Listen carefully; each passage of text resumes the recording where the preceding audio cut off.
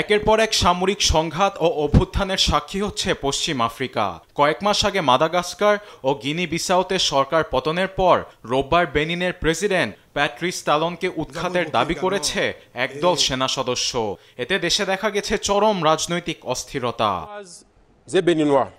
রাষ্ট্রীয় টেলিভিশনের পর্দায় এসে সামরিক অভ্যুত্থানের ঘোষণা দেয় তারা। দেশে নিরাপত্তার অবনতি, একাধিক খাতে সরকারের ব্যর্থতা ও অবহেলা বিবেচনার পর বেনিনে একটি নতুন দিক নির্দেশনা দেওয়ার জন্য আমরা প্রেসিডেন্টকে উৎখাত সব ধরনের রাজনৈতিক দল তার কার্যক্রম বিলুপ্ত ঘোষণা করছি।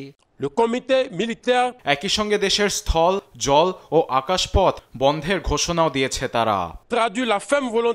দেশের সব সীমা বন্ধ করা হলেও সাধারণ জনগণ তাদের দৈনন্দিন কার্যক্রম চালিয়ে যাবে। আন্তর্জাতিক প্রতিশ্রুতি এবং মানবাধিকারকে সম্মান করা হবে বলে বিশ্বমঞ্চে আমরা প্রতিশ্রুতি দিচ্ছি।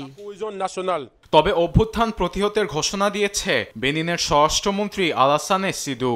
Au petit matin de ce dimanche, ছোট আকারের সেনাদল দেশকে অস্থিতিশীল করার লক্ষ্যে বিদ্রোহ শুরু করে, কিন্তু বেনিনের সেনাবাহিনী সরকারের প্রতি অনুগত থেকেছে। তারাই এই অভ্যুত্থান দমনে সফল হয়েছে। তাই সরকার জনগণকে স্বাভাবিকভাবে কার্যক্রম চালিয়ে যাওয়ার আহ্বান জানাচ্ছে।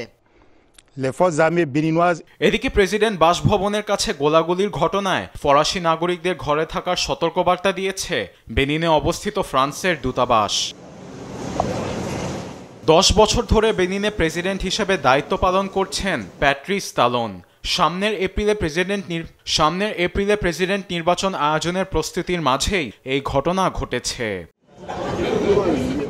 আরবেদ আফসার, নিউজ ডেস্ক, দেশ টিভি।